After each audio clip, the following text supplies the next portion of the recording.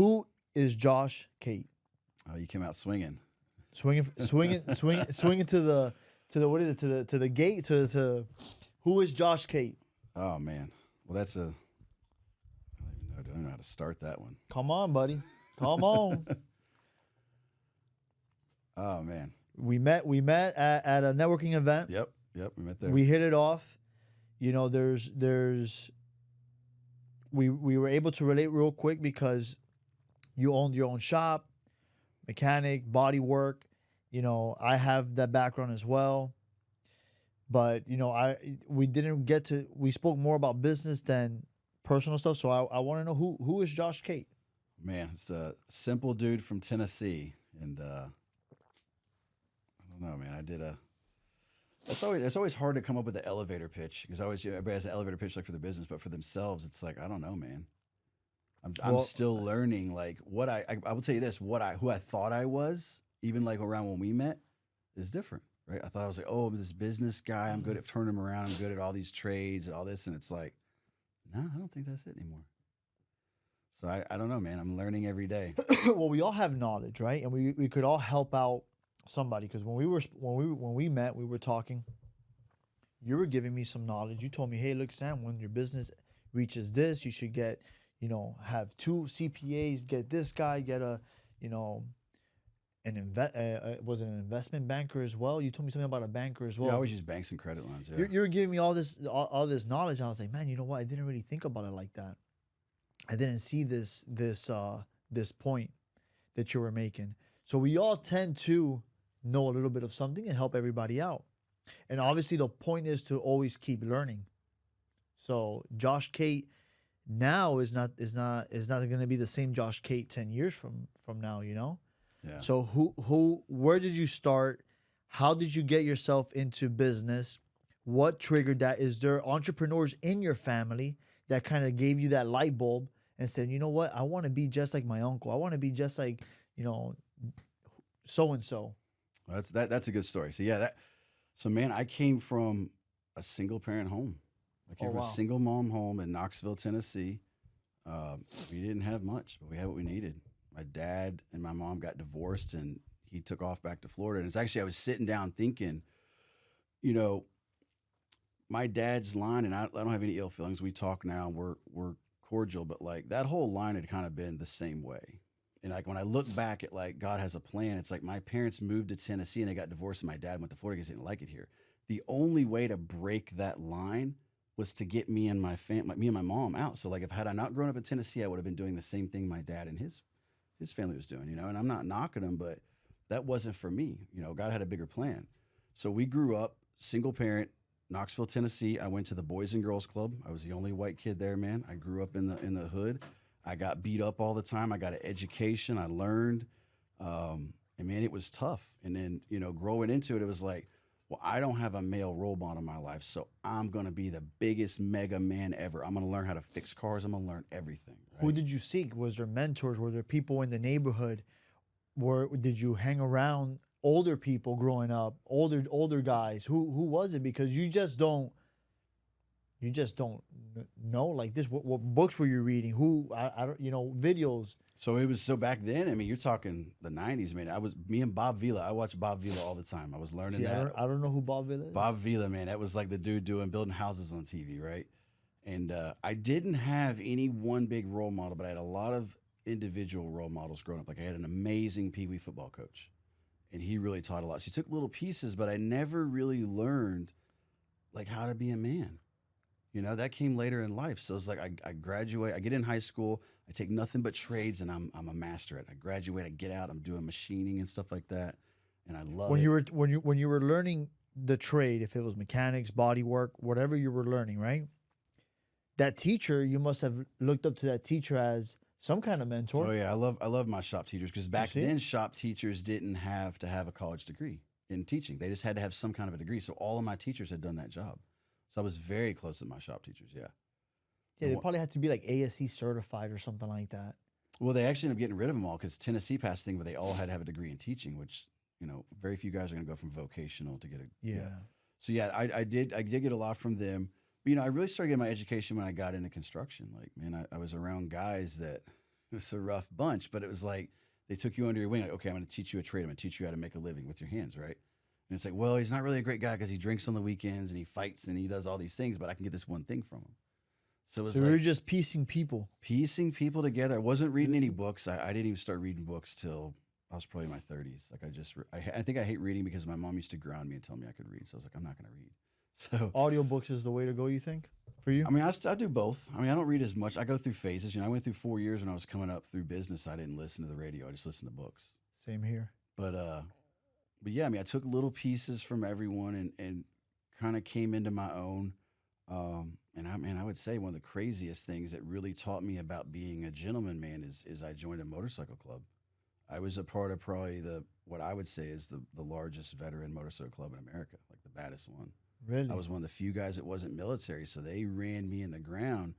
And that really taught a lot, just the simple thing of how you introduce yourself as a man. You know, we had a working relationship with all the 1%er motorcycle clubs because we were across the country. So you'd meet all the big 1%er clubs, and there's a protocol how you have to meet them. You know, gloves off, handshake, hat off, sunglasses off, all that. So you start getting an education of like, okay, a gentleman does this. So that was kind of my first thing into like, this is how you walk and talk like a man. Did you ever decide to join the military at a young age? I almost did. I was supposed to go to the Air Force, and I was going to do like Force. airborne battle communications, I think. And they started swapping around when we put like helicopter mechanic, and I was young. I was like, I'm quit. I was close as well to join the military in high school. I was DJing. It was the Marines. Yeah, that would have been good. Yeah, I was DJing, and I think I was having too much fun, you know, dabbling in drugs and music to really structure out, you know. I was kind of lost. Didn't know what to do. Yeah, I was very. Looking back, I've spent the better part of my life lost. And like it's always like, yo, we'll go down this road or that road. But like when you really look back, like, man, God has a sense of humor and he's a patient, right? He has a lot of patience. So like I've really been kind of fighting where I'm at now for probably 2 decades. Hmm. I was the first person in my family to like really kind of do anything entrepreneur wise. Like there was Same no here. entrepreneurs. My mom, there's no harder worker than my mother. My mother is the hardest worker I know to this day. She supported everything I does, and she is bad to the bone. But she was an entrepreneur. She's like, I don't want to take risks. It's not my thing. You know, she was a nurse. Yeah, I would say for me, there were my grandparents on my mom's side, and my uncle, my dad's brother now, he has his own business as well. So there is, but to the scale that I have it, I think I'll be the first one. I think I would consider I'll be the one right now. Yeah. You know, Absolutely. in the grand scale of things. And it takes a lot. And it takes a lot too. You do have to be a risk taker. Well, it's lonely. People don't realize it's lonely. Super lonely, man. Man, being an entrepreneur, there's a lot of times your family's going to fight you. They're not going to understand why you're spending the money you spend. Take that back. It's not lonely. Because who do you have? At least for me, the only person I would talk to was God. Yeah. That's literally it. But even then, like when I was coming up in business, I've always been faithful, you know, saved at a fairly early age, but like I was very resistant and it was very on my time. It's like, well, I'll do this when I want. You know, it was very selfish, right? So a lot of things I would just keep to myself. And when I moved down here, I had a coach that I was using, kind of like a spiritual life coach, a very great lady, and she's a very dear friend of ours. And we were working together because I had a lot of anxiety. I moved here. I literally sold all my businesses and moved to the location I wanted to live and had it made. I got the house I wanted. I had the money. I was like, dude, this is perfect. I had the worst anxiety ever. And I was like, I'm not happy. I can't have peace. And we're talking and she's like, Josh, I think the fact that you didn't have a father in your life doesn't allow you to rely on the father. So you try to carry everything around on your own. And I sat there. I was like, she's not wrong.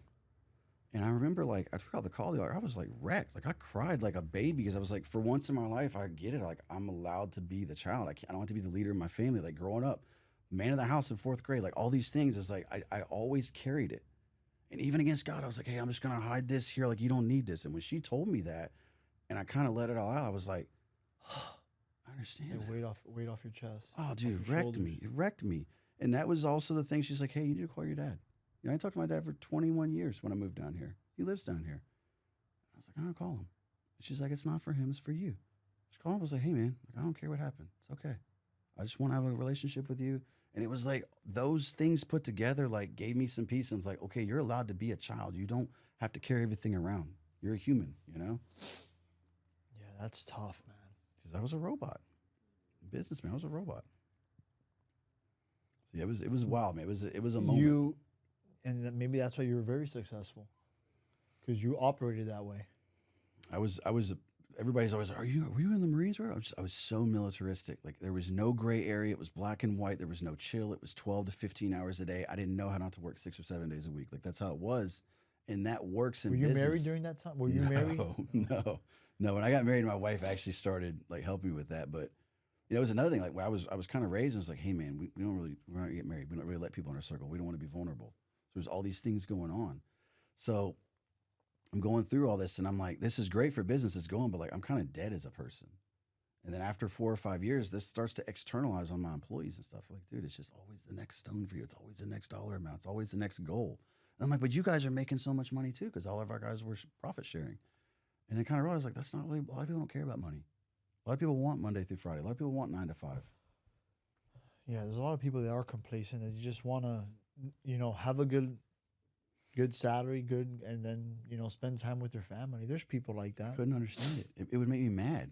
I'd have guys like take off 2 weeks for vacation. I'm like, why don't you just take the money and keep working, And I really didn't understand. And I was, I thought just because they were making 6 figures a year that didn't matter, But a lot of people value time. They do.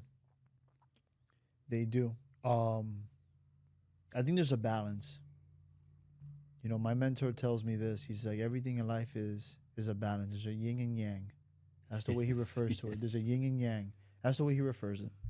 And it is true. The more you think about it, it is true. But I think that when you're starting a business, right, you don't have a balance. No. You're all in.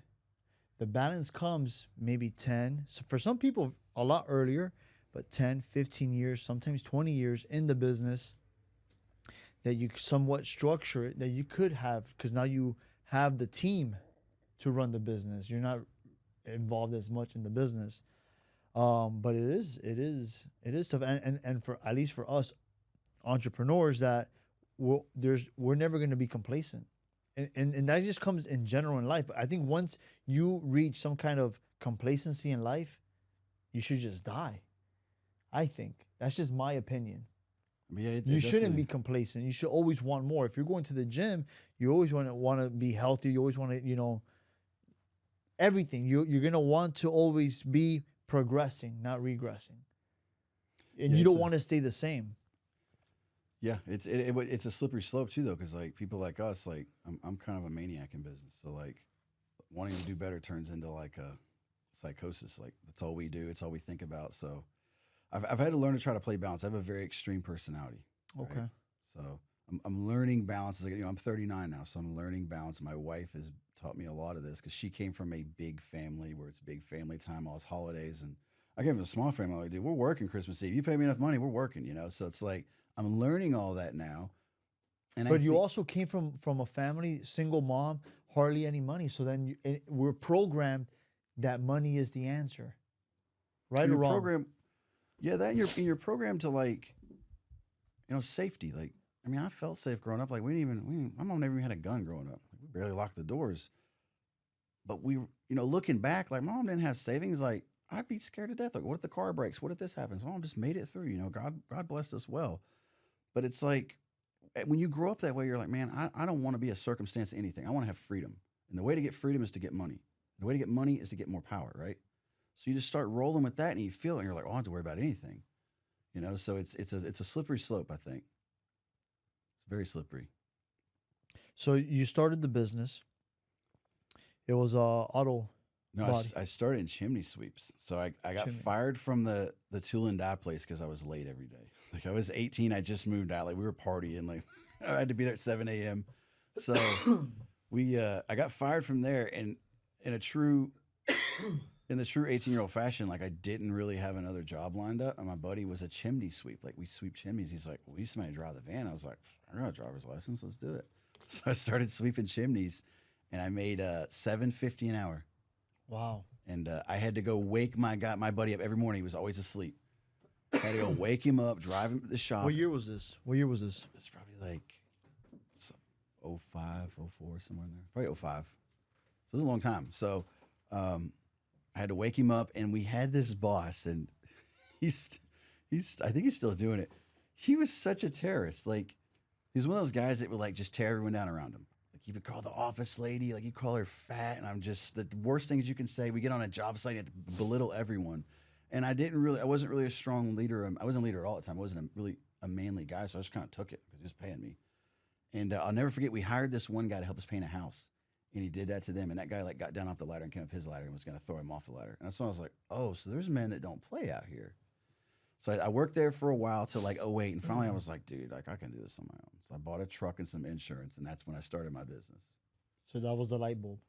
It was a light bulb. And I had a few people in my life at that time that were like, hey, you can do this. And it was the complete wrong way because like I was the technician. So like, you know, if you read the book, The E-Myth, like you should really have the technician and the manager lined up. You should not be the person doing all the work. I did all the work for 10 years, you know. I was the guy. Yeah, but I think that's how everybody starts. It is, especially in the trades. It is. It's hard to like go. If I start a business now, I know now and I have the resources now to like bring in the experts. But like then, dude, I was on a whim and a prayer. I bought a truck at a buy here, pay here. I bought a ladder. I think I bought some insurance and like I bought a shop vac from Lowe's. And I was like, all right, cool. We're ready. We're ready. And thank God, like I got a call for like, hey, you want to clean a chimney? I was like, yeah, let's do it. So did you scale that business? Yeah, that's the chimney company I scaled to about 5 million. And Wow. we were doing about 4,500 service calls a year. We had between like 25 and 34 trucks on the road. At our peak, we had like 47 employees. Like we were rolling. And we did that until probably 2022, 2023. Then you sold. Yeah, I sold it to my brother. I wound it down. And then that time I had been buying auto shops. And the way we got into auto shops is like, okay, well, we have a lot of vans. They have to get fixed. And like no one was fixing it right. And my best friend in the world was an auto mechanic. And I was like, dude, you want to be an entrepreneur? So we opened an auto shop because I couldn't fix my vans fast enough. And that just started snowballing. And in true Josh fashion, I'm like, well, one's cool. Let's get 5, you know? So we had 5 of them. And you sold that business as well. Yeah, I sold those. So Billy and one of our managers, he ended up buying my shares out, and I sold it to him. And they still have them today. I was talking to him on the way here. What caused or what triggered that, you know what, it's time for me to move on? What was that one thing that, you know what, I want to move on? I've been trying. Did you get burnt? Did you get burnt from everything and you just wanted something? There was a lot going on. So I got a lot of attacks when I was in business. Like I had this giant lawsuit that came about because one of my employees, and I love him, and he's no longer with us because he overdosed, but he was starting to abuse substances. Sorry to hear that. Yeah, he was a good kid, and I liked comeback stories. Like I would hire guys that had histories. Like I believe in that. Like that's what the trades was for. And he fell off and he wrecked one of my trucks drunk and high, like bad, like hurt 2 people really bad. So obviously it's my truck, so we have this giant lawsuit. You know, starts out huge, and the insurance is involved, and it takes like 3 years to settle this thing. And in that 3 years, like it was hell. And I think everyone has that lawsuit moment where you've got to walk it. And man, they had PIs, like they dug everything up. Like it was just a humiliating experience. You know, we never had to go to court. We settled, but like they would send these interrogatories. You got to answer them. And there were people following me around, following my company around, intimidating my employees in the parking lot, serving them papers. Like it was hell. And I let that start to get to me. I'm sorry, did those people in the accident get just hurt or did they pass? They got hurt. Okay. Yeah, it Okay. hurt them pretty bad. Okay. You know, they were good, and the guy that hit him, my employee, was good. He died a couple years after from an overdose. I think it said a heart attack, but an overdose. Yeah, lawsuits in a business definitely. Well, lawsuits when somebody gets hurt and they go after punitive. So they become their whole goal is to like basically try to show that you condone that in your business. Like the stuff they were sent over is like we're the Wolf of Wall Street. I'm like, no, like we don't condone any of this. Like this is not us. You know, he just was using my truck. So we finally navigate that, but during that process, I got really paranoid. You know, I had a pretty decent amount of money. Everything I had was in the business, and that's where I really started learning asset protection. Like we started splitting things off and doing LLCs and all that. And in the back of your mind, you start kind of building this thing like, well, if they're going to do this, I'm just going to do this. So it started this kind of like paranoia and negativity about the business. It didn't have the same flow it did. Then we had some other things happen. You know, I had a lot of senior employees that kind of just changed up, like guys that had been with me for a couple of years that kind of started going against the flow. And a lot of this I'll own as being I wasn't a flowing leader in the fact that I wasn't readapting to what my people needed. And In what sense? I believe, like I said, money motivated these guys when I first got them because like they had never made good money. A lot of them didn't have bank accounts. I showed them how to get a bank account. We helped people buy their first house. Like it was beautiful. But that stops being a motivator after a while.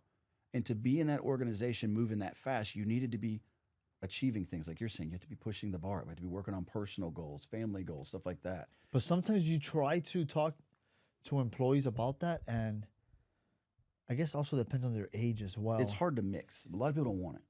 And that's what I didn't understand. The majority of the people want the money, and Josh, I'm listening to you talk, and it's how I started too. It's just money, money, money. But then it gets to a point that then it's not money. But then for some employees, it's not about the money. It's other things, and it's tough, dude. Especially if you have a big crew. Well, the other thing that was really a shortfall in this business is there's no chimney technician. So the time to make a technician is 6 months to a year. So you've got a lot invested in these guys when they roll. But I think to do it over again, I think there's a lot of guys I follow that really do a great job. And it's have a constant pipeline of people. And don't try to want things for people that don't want it for themselves. These guys, a lot of these guys, when they left, some of them went and started their own businesses. Some of them went back to doing a very remedial job before. So I started getting kind of negative with that. And I was like, and then during that time, like I'm really getting transformed by God. Like I had this great church. I had gotten baptized because the whole South thing, like where a lot of the churches I've been to, you got to earn the baptism. And I joined this one church. My buddy, he's a pastor. He's like, no, dude, I take you to the creek right now. Like I had this big misconception. So I got into that and I started doing student ministry. So I did seventh grade ministry for boys. And it was like, what, me? He's like, you're going to be great.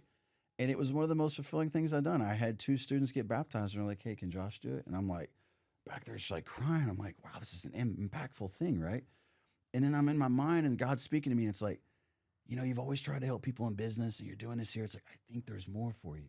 But you're going to have to let this go and get it off your chest and drag you down. Because let's face it, 6 businesses will drag you down, right? And I was able to sell them all and liquidate everything in real estate and all that and got really great prices. Did you get lost in the business? Just chasing the money and putting God aside? No, I always kept God in the business, but I feel like it was on my terms and in my box. And I think I still do that. It was like, okay, well, it's okay. We're just going to do this, and then I'll give some money here, and it's okay. So it was like... I'm not talking about like that, but I'm saying in the sense that like you just like forget. You try to just seek the problem yourself and not ask him for help. Oh, yeah. I mean, that took me... until like last 5-6 months, Again, I grew up with no one to call. I didn't have any uncles. I didn't have any brothers. I didn't have anything. Like there's a problem. It was me. So I got in a fight and got beat up. It was me. There was no one to help me. So like you carry that through life. And then when you do start really understanding Jesus and all that, you're like, well, I don't want to burden him. And like, I've hid these things away so well in my heart. Like, it's fine. He's not going to see them. And that's when like, you really like, no, you got to give it all up. We have a really, really good boxing coach. And he was teaching a really cool sermon one day. And he does these Bible studies at his gym. He's an amazing dude. I love him. And he was talking. He's like, man, all the things we hide inside of ourselves from God, he will use your wife or your spouse to bring it out of you. And I was like, is that why she says things that make me so mad? He's like, yes, there are things in there that you even hid from him. And she's going to pull those out and allow you to give them to him to heal. And it just blew my mind. And I was like, he is so right. That is true. That is true, man. As I mean, I don't know, I'm sure. I had a conversation 2 days ago at the office with my brother and one of the employees, Renee, the guy we were talking about earlier, and we were talking about how when you sin, right before you commit the sin, God gives you like a lifeline, sends you a lifeline, right? For you to second guess the sin. And it's up to you to either take the lifeline and realize that, hey, why am I thinking that? Let me not commit sin. And when he said that, dude, I was like, I could relate to that. It's the spirit that we all ignore. I could relate to that. Like, you know, you're on the phone, right? And you're gonna go watch porn or whatever, right? Or you're checking out some chick on Instagram. And then all of a sudden, dude, my girl will send me a text, "Hey babe, what are you doing?" And I'm like, "Oh my God." I'm like, "Oh man," and when he told me that, I did not put two and two together.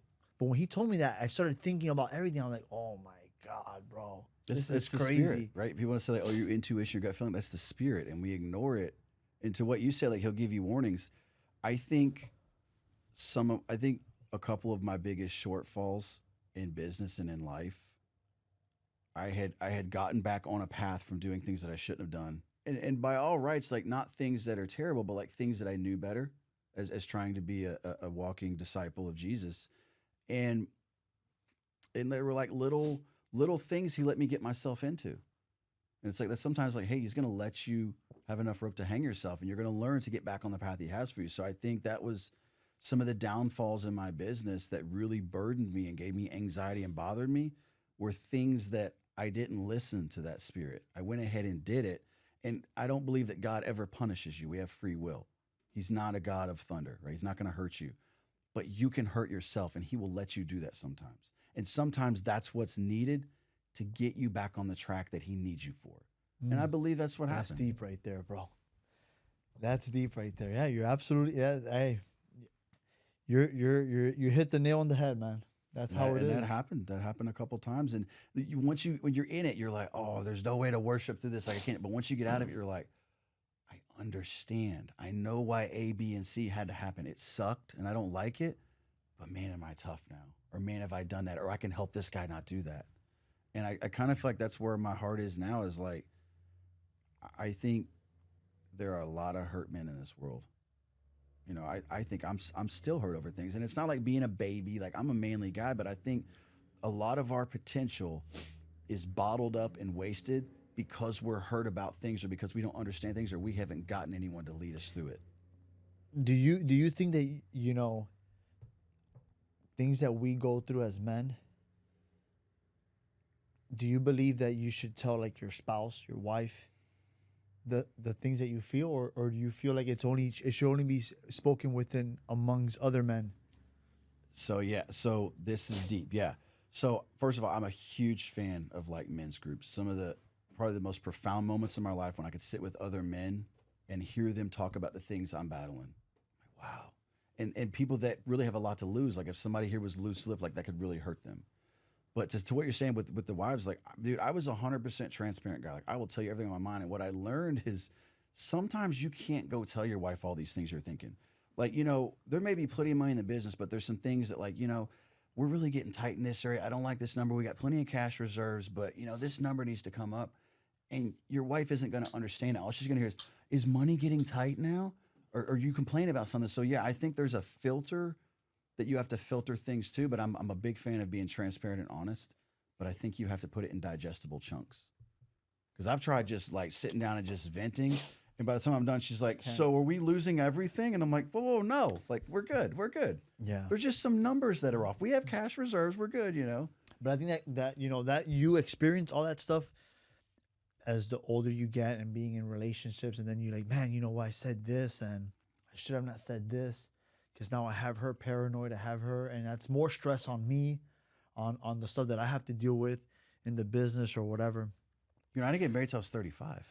Oh wow. I was a single dude forever. You know, I had dogs, so this is all new for me. You know, and to be honest, I was talking to my mother-in-law today. I love her. But were you like in long relationships or? Well, you know, you play house. I was in disastrous relationships. Looking back, they were a disaster. And I was talking to my mother-in-law. She's down here, and I love her. And I was like, you know, I couldn't have got married when I was 20 because I would have attracted the worst wife in history. Like I was not capable of. Were you almost close to? No. I had that switch when I was younger. It's single mom, keep people out. We're not going to be vulnerable. We're not going to get married. Like we had that, generational curse around our family. Like, man, we got burned. My mom never remarried. Raising two boys. You know, I remember my mom buying groceries on her credit card. Thank God my mom always had good credit. Always paid her bills. But like we made it on a whim and a prayer, and we remember that. And it's like, we don't want to put ourselves in that situation. Marriage hasn't been a positive thing for this family. Have you ever been in that situation? What?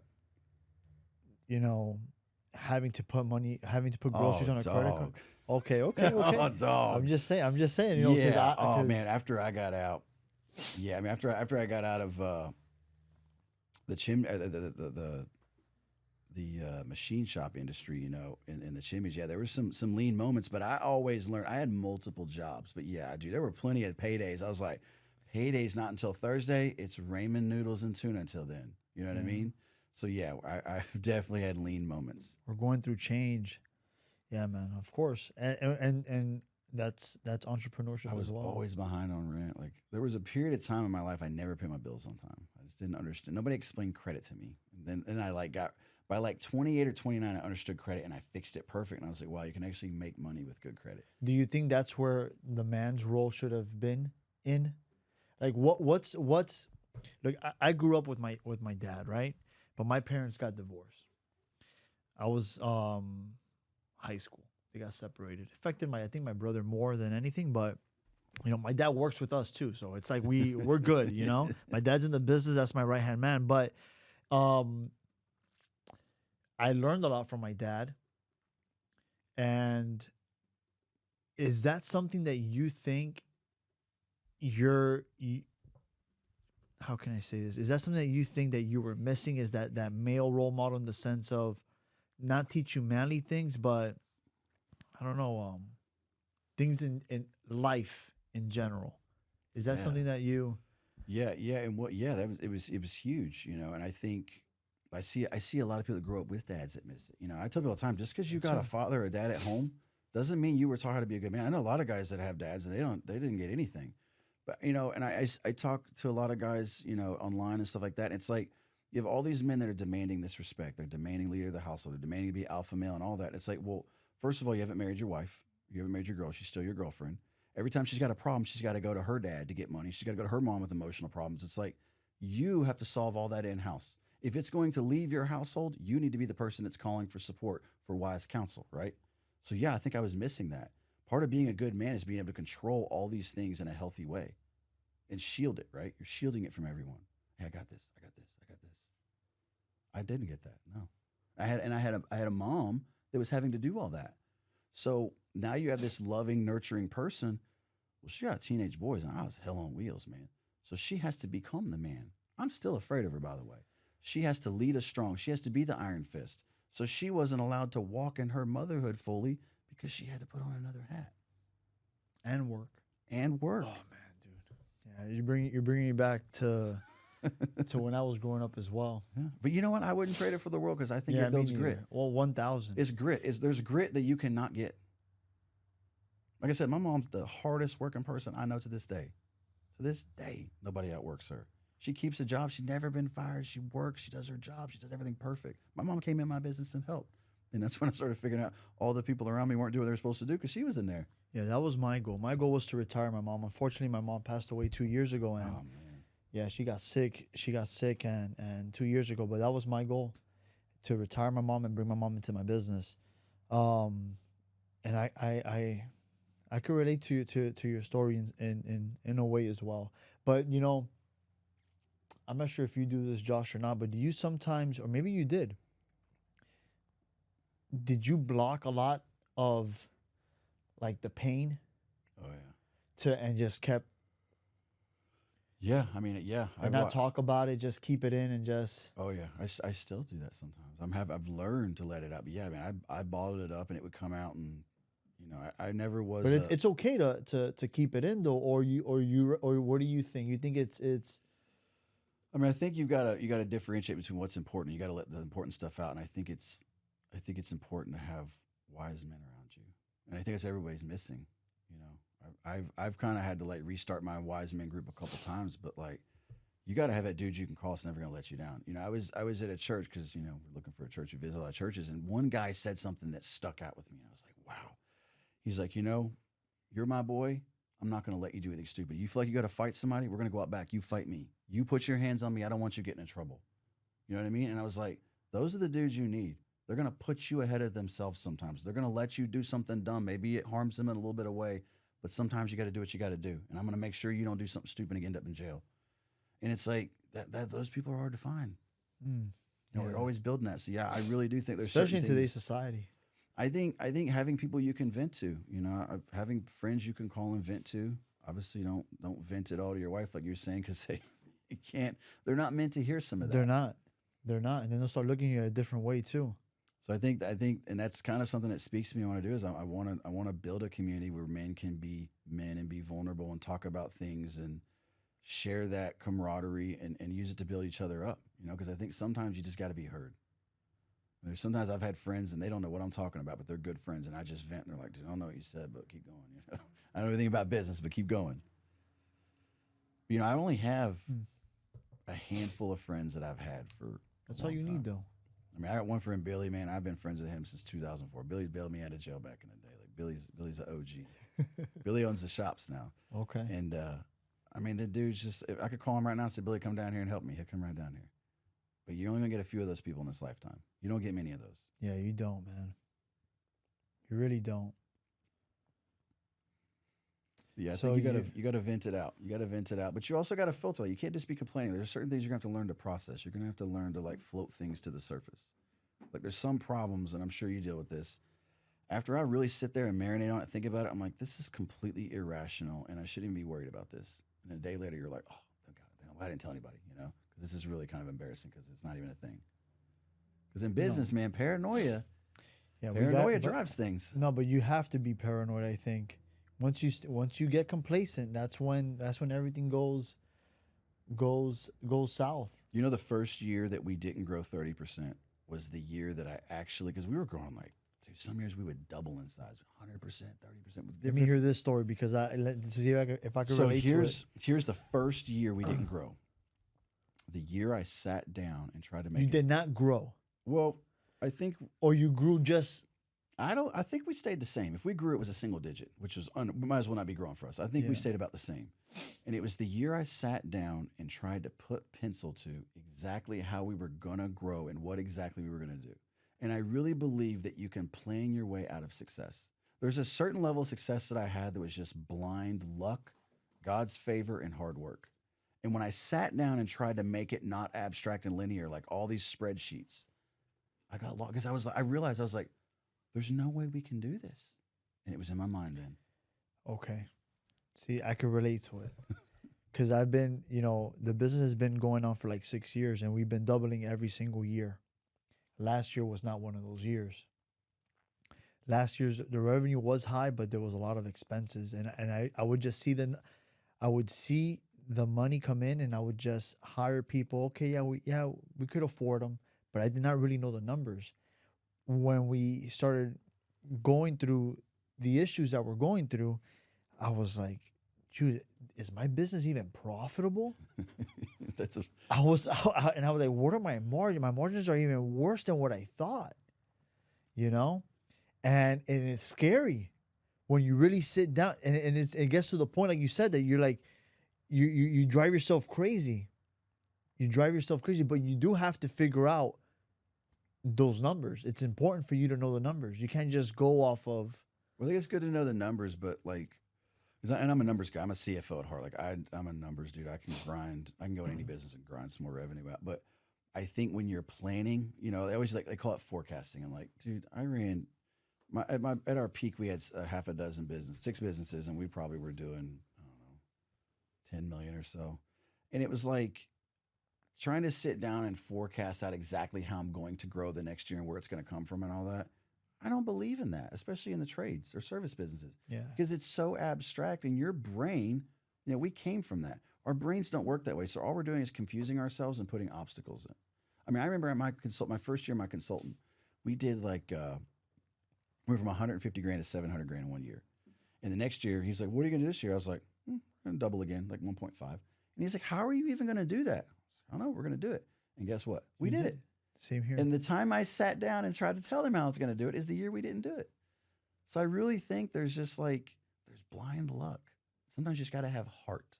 I had a Mason that taught me. He was in his 50s, and he was one of the roughest dudes I ever knew, the hardest worker I knew in my life, minus my mom. This man worked hard at 50 years old. And he would always talk about heart. We'd hire a guy, he's like, that guy ain't got no heart. You got to get rid of him. He ain't got no heart. And I think heart is a big part of business. And I think heart can overcome talent and planning. How can you read that from meeting somebody, interviewing somebody? Man, Or that's is a there something whole. that, or is it something that you have to give him the job and just kind of keep your eye on him? Yeah, we learned just to hire everybody, and that's kind of what I'm I'm same that's here. kind of what I'm seeing now is like hire them and then I get them out in the field. We were manual labor, so like man, we were laying center blocks, brick, we were running lifts, putting roofs on. Like you find out real quick who has heart. I just started doing Brazilian jiu-jitsu last year, and I love it. I wish I'd done it my whole life because it's like the camaraderie I was looking for. You go get your head smashed in a mat some of the week. Sometimes you do the head smashing, but I came in with heart and humbleness. It's 39 years old, never done it in my life. Came in there, and like there's dudes that are like 18, way above me, belts and everything. And I came in as a student with heart, and they all took me in, and I learned, and I was humble, and I help anyone I can. It's like that's what employers are looking for. Come in at the bottom. I don't care who you are, how much money you are, whatever. Come in at the bottom when you don't know what you're doing. Yeah. Nowadays, just people, they're just trying to make that dollar quick. Nowadays, men are it's well, we could talk. You were talking about the thing on the phone, the porn thing. Like it's so hard to be a man nowadays. I mean, think about it. You're a dude coming up. You're 18 years old.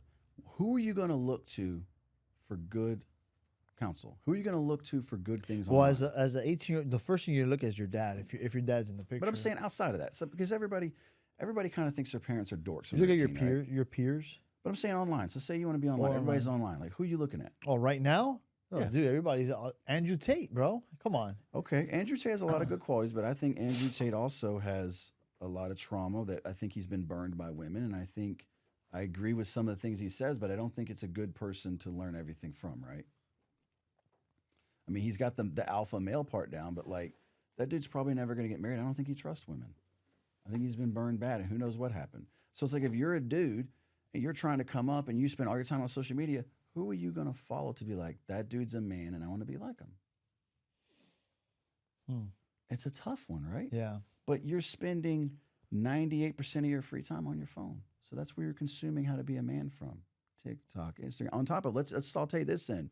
Every single platform has half naked women all over it that aren't even like fathom, like where do all these hot women hang out? And the algorithm targets you. Like we've tested it. We've literally built new profiles and searched nothing. And the first thing it starts pumping at you is half naked women. So now you're 18, you get nothing but half naked women in your algorithm. All the dudes out there pretending to be, influencers or whatever, half of them are punks, half of them have no value. So it's like, Never built a business. Never did. where do you get your, where do you get your leaders from? Like who can you admire? It's like you have to piece together some, oh, he's good at this, he's good at this.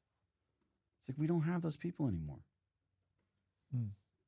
Back in the day, you didn't have social media, so you had people in your life. My grandfather, my father, and it's like now you don't have that. Now you're spending all your time on social media more so than your time with your family, especially at 18, right? You hit you're so that's what right. the enemy of America and the machine has figured out. Like we're reprogramming kids through social media. Before it was school. So it's like, and now it's all in the palm of their hand. And school was only 8 hours a day. yeah. Now it's 24/7. It's scary because you don't, I see people that I liked like growing up and I see like different aspects of them, but like there's no well-rounded person to follow. It's like, oh, this person's good for everything. So that's your objective. You want to build this community to help out young men, Well, or I think all men in general. I think men like, 25 and up, 20, 35, 45, they're kind of where we're hanging out at. I think that's a hard time. I think it's a time. I don't think you start to learn yourself as a man till you're in your 30s. I didn't. I'm still learning. Yeah. I couldn't call myself a man. I would not refer to myself to a man as a man until I was 30. I didn't feel worthy. I didn't understand the title. I mean, and that's a psychological roadblock. But that what would you consider, or what accomplishments or what attributes you should have to be considered in your eyes a man? Well, none. 'Cause you're a man first, right? I learned that in the motorcycle club world. You come in, you're a prospect. You're gum. You got to earn your keep. They're going to call you at 2 a.m. You got to go get me beer. It's 2 a.m. Do this, do that for 2 years. Run your butt off and be our little do boy. But at the end of the day, it's like, I'm never going to disrespect you because you're a man first. So understanding about yourself that you're a man first, no matter what, first and foremost, nobody can take that from you. I didn't understand that. I didn't know what it was. Now, being a good man, a godly man, all that those are add-ons. But at the end of the day, at a cellular level, you're a man first, and no one can ever take that from you, and no one should ever try. Yeah, because there's definitely people that push you. Yeah. They test you. So it was a limitation for me because I thought it's like, oh, I have to be this, this, and this, and this to earn that title. And it's like, no, God gave you that title, man. You're born with it. You're a man first.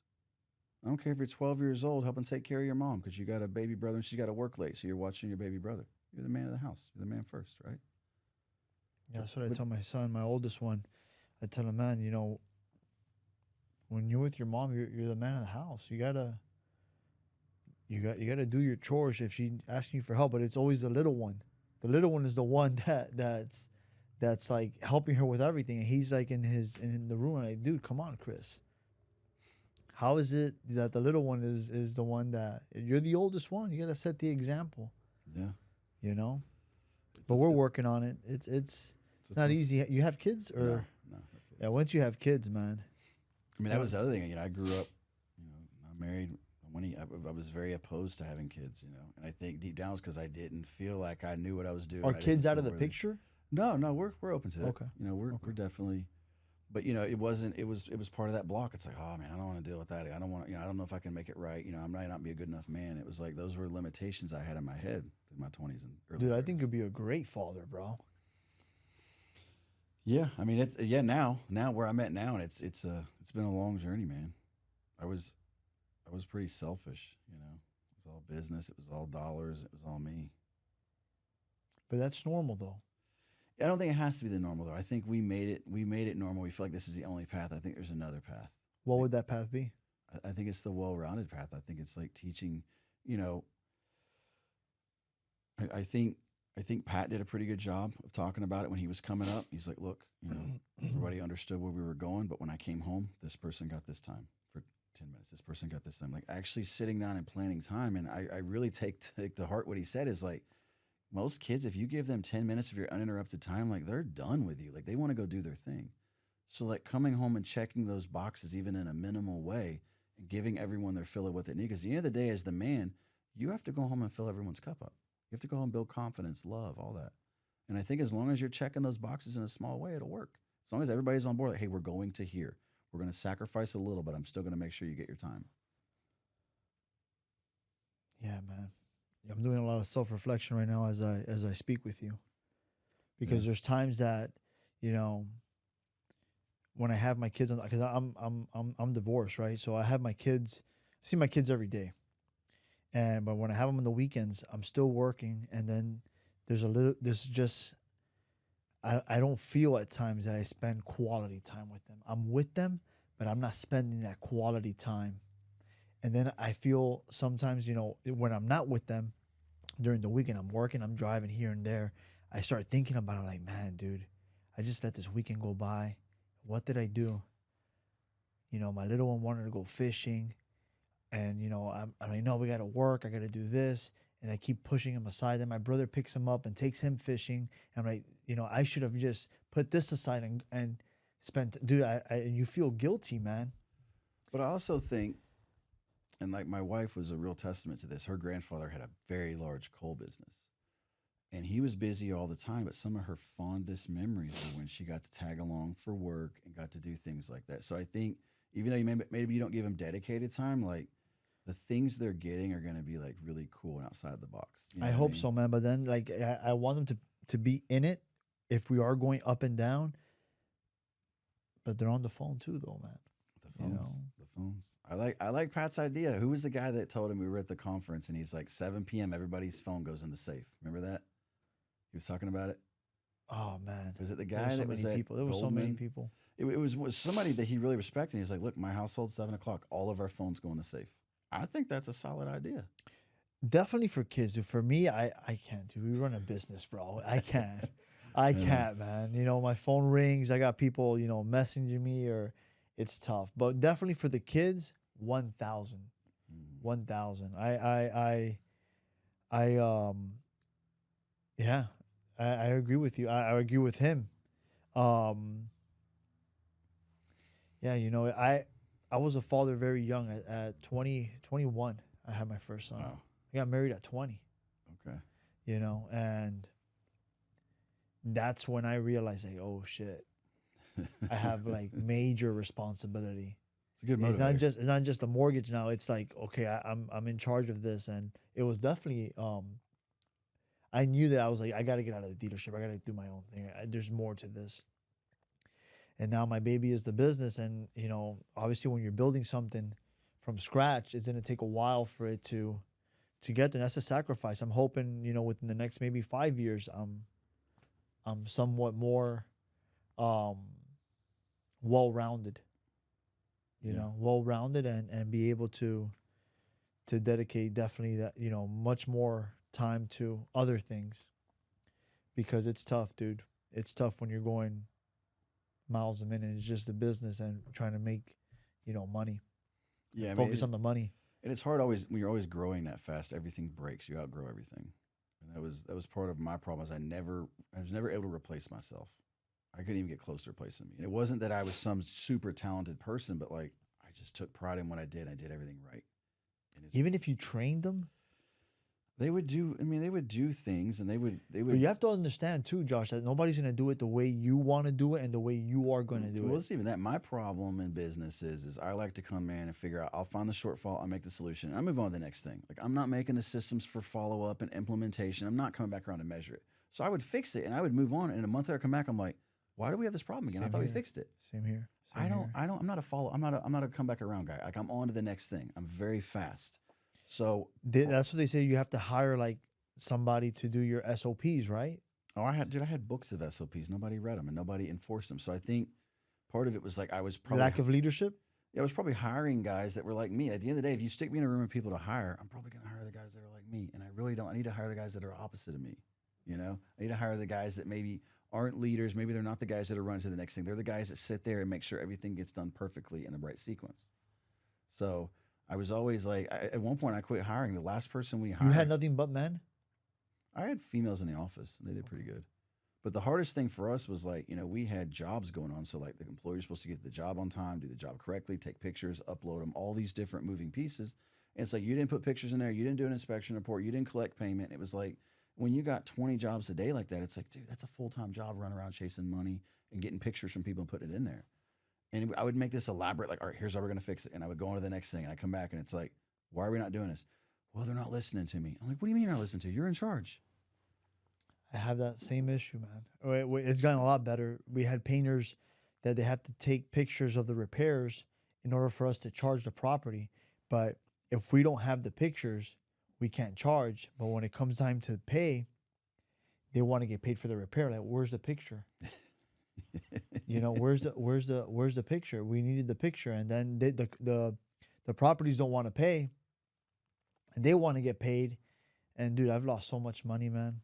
The business has lost so much money because then you don't want to piss off the employee, and you end up paying, and then you're trying to hopefully collect. But we've gotten a lot better, better. Well, we got to the point where we paid all of our guys were commissioned, so you got a percentage of what you did. So like, you didn't take pictures and we ain't getting paid, you ain't getting paid. Same so here. We started doing, and it's tit for tat. At the end of the day, it's like I had another good consultant tell me this: either you can't do it or you won't do it. And I've not come across anything yet in business that they couldn't do. It's just they don't want to do it. And then I make excuses for them.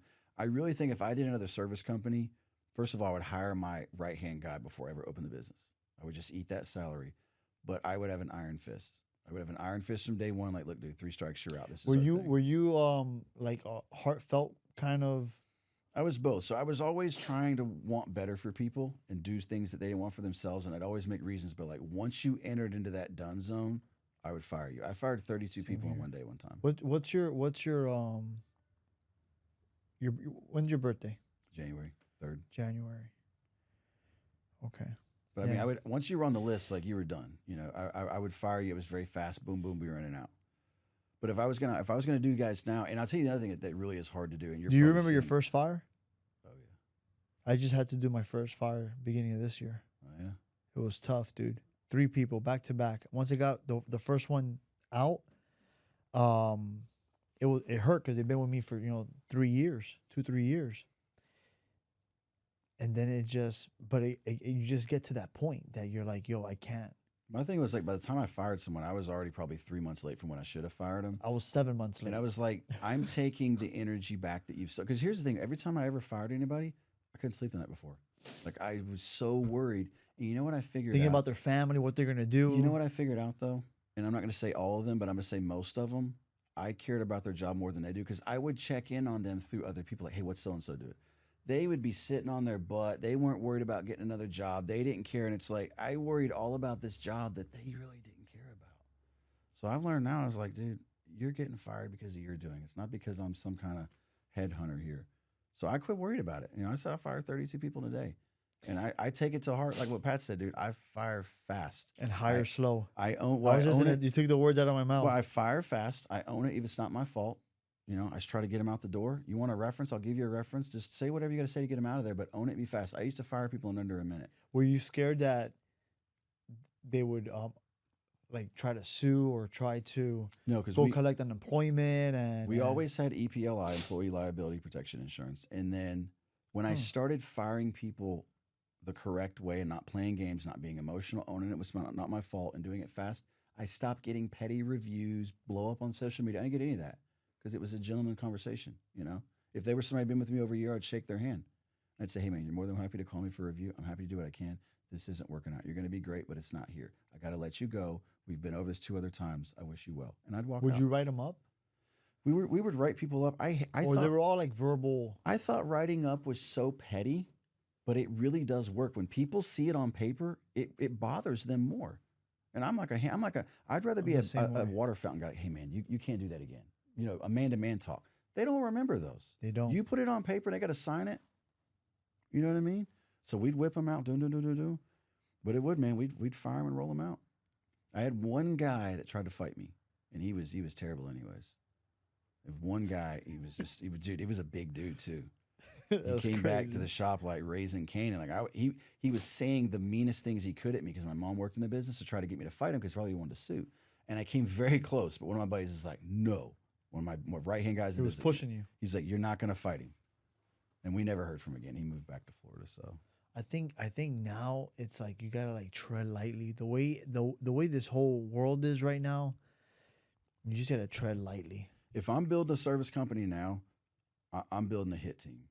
Like I said, I'm going to pay top dollar, but I'm hiring dudes that are the tough of the tough. I'm not hiring sissies. Like I'm going to hire dudes. I'm going to go to the MMA gyms. I'm going to go to the dojos. I'm going to go to the gym. I'm going to go everywhere I can where there's dudes putting in work. I had a buddy that used to hire from MMA gyms. You know what he said? He's like, those dudes get punched in the face every day. There's no faking it, and they don't complain. He's like, these guys work great. So I would go find the dudes that are used to putting the work in and not complaining. I'd have my right-hand guy from day one. And I think something else that you're probably battling that I was battling, when you lead the entire company from day one, it's hard to pass that off, right? Everybody else after you, stepdad. But if you from day one are the CEO and you have your right-hand guy that's the leader, I think that's a different tempo. You know where I struggle in? I built the business as being like the good guy. And then when you have to be the bad guy, they don't take you serious. I had that. They don't take you serious. And then and you don't want to be like I do not want to be that guy. Because I can be. Yeah, it's a I can be and I always thought, you could talk to people with reason, they'll be understanding, but people just take advantage of you too though, man, if you're just too soft. Yeah, there's definitely some predators out there. Like as far as like preying on your kindness. I dealt with a lot of that. Like I said, I think the thing to be from day one is like handbook. I'm big on handbooks. I always built handbook, everything handbook, no gray area. Like I don't care if it's my mom. You did it 3 times, you're out. Like if you get rid of the gray area, I think you'll be fine. And I think doing it that way allows to build a culture that'll self-regulate. It's kind of like a football team. If you're on a football team and you're like not doing your part, like the team's going to check you. And that's really what worked well. When I could get a team to check itself, I was good. And I had guys that would like, there were issues and like there were numerous times in the parking lot, like there were almost fights like, hey, we're going to handle this on our own. And I'm like, what you got to do? And it's kind of what you want in a good way. You don't want your employees fighting, but you want them checking people like, hey, you're not going to do this here. You're not going to come mess this up. We got something good here. We're making good money. We have a happy work environment. You're not going to mess this up. So I think trying to find that, but I think it's a slow grow. I have that. You have that? I have that. The one that they check me sometimes, bro. That and that happened to me. So it's like it's a double-edged sword because you like that, but sometimes there's somebody that takes it a little too far, and then They see a check little me. weakness. No, but there's times that, you know, obviously you have the last saying, but you know what? They're right. Yeah, I had them checking me against the handbook. Like, hey, the handbook said this. You're wrong. I'm like, oh, you read the handbook? Awesome. So it's a Yeah, good then thing. you have those people too. But I definitely agree with you. Eliminate the gray area. 1,000, and that's and it's what, hard to do it is hard. because you want well for people, but you But can't there's those want it- people that just take advantage. You can't want it more than they do. And I had rough, I had rough blue collar guys. My guys, I had like tatted up dudes, big dudes, dudes that bodybuild. I had all kinds of dudes. I had dudes that I had a crew one time ride with another crew down to Chattanooga because they were doing a new construction job and like they were like bullying the crew.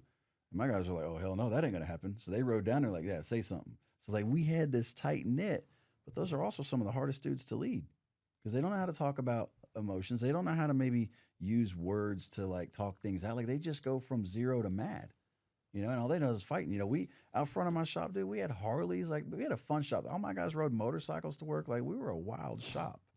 It was fun to work there, huh? It was fun for a while. We had good bikes. People were always during COVID, dude. People were wheeling and dealing, selling stuff, bikes, motorcycles, and trading cars. Like it was fun. And then it's kind of changed. COVID was our funnest year. That was our biggest and best fun year, I think, because we were so close. We didn't know what was going to happen, and it was just exciting every day. And after COVID, it kind of like 21, when we got the new presidency in, people started holding their money. It is kind of deteriorating, and I will swear by it. I think people's attitude on life changed after COVID. My customers got 10 times more difficult. People are unhappy. Yes. People are scared. People are uneasy. I think maybe we see Entitled. that returning. Entitled is huge. Entitled. I mean, unemployment. They're getting extra $800 a week in unemployment. Employees got entitled. Mm-hmm. They wanted more money, and then you needed the work done. You had to pay more. Your margins went down, but all that stuff is changing now. It is. It's going back to the employer. I feel. I think so. I hope so. Yeah. It was definitely the start. But it was something different. I mean, You had to kiss ass. Oh no, we had to work from home and this and that. Okay, whatever you want. But now all that stuff is gonna change. I feel it's changing. Yeah. I hope. I don't know if we're ever gonna see like money work because back in 2020, like $1 million was a lot of money. $1 million ain't nothing now. I don't think we'll ever see prices come back to where they were. No, I think once prices go up like that, it's hard.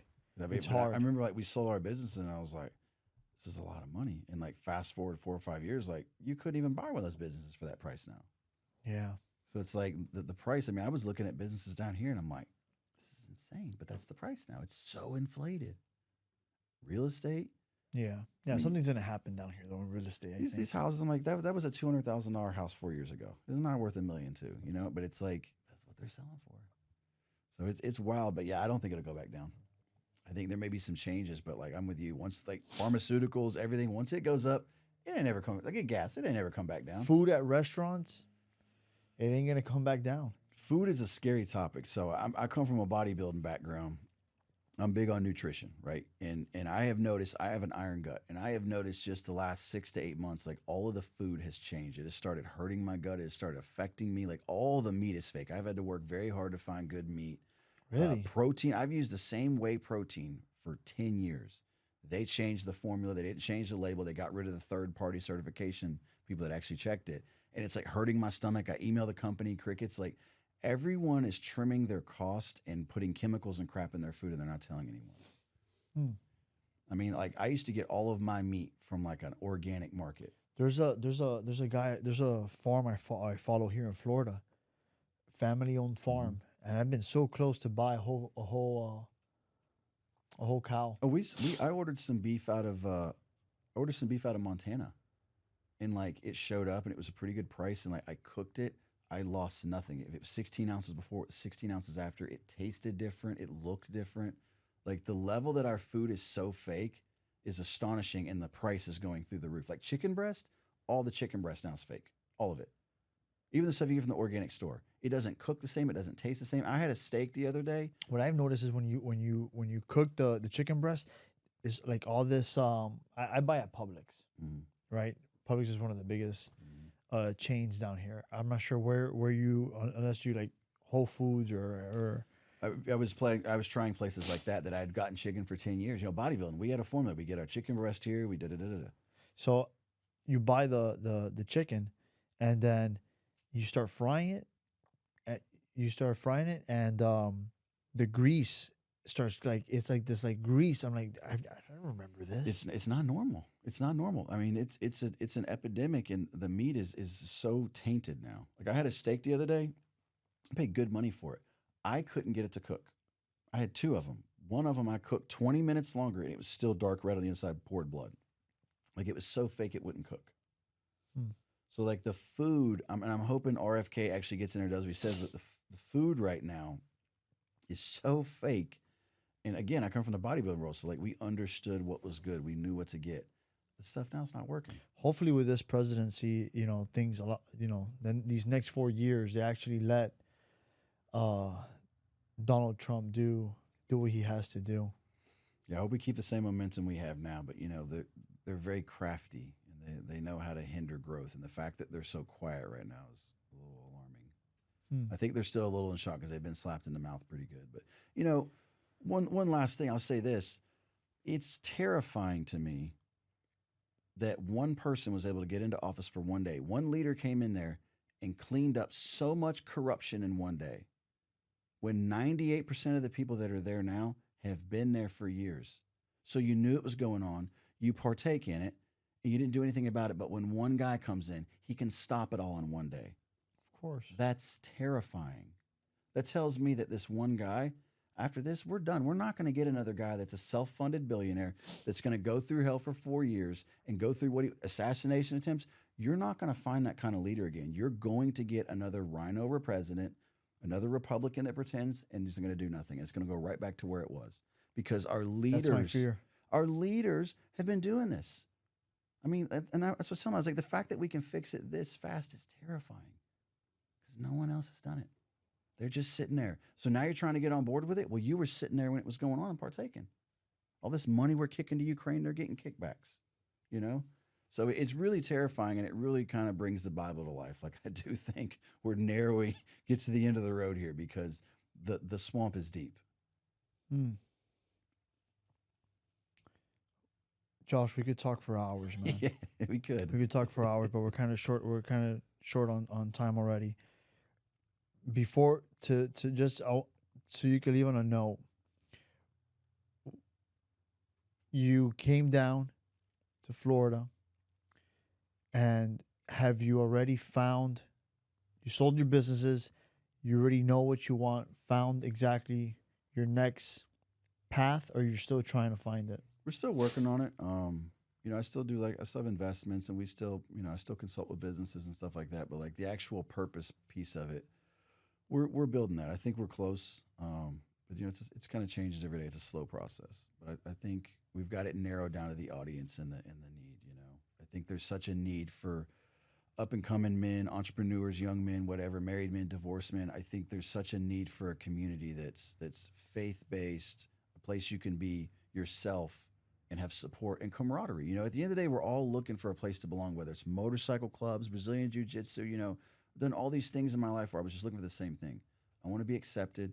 I want to have camaraderie, and I want to be able to confide in you. And I think that's what we're leaning towards, and just building something that welcomes everyone. Some of the most profound moments in my life when I could sit next to other men and understand they were battling the same things as me. No, of course, I agree with you on that. I'm not weird. I'm not bad. I've been places where there's people that have talked about themselves that they battle that could end their career because they're a very high up person. And when a man shares that with you, that's a special time. It's a vulnerability that you can't replicate, and that in itself is healing. Yeah, I agree with you. Josh, thank you again for coming. I had a blast, man. All right. I appreciate it. And I'm looking forward to the next episode when we actually start diving into the community that you're going to build. Yeah. And I'll definitely sign up, man. Yeah. Well, Thank you. Thank you again, bro. Yeah, thanks, man. I had a blast. Thanks, man. Yeah.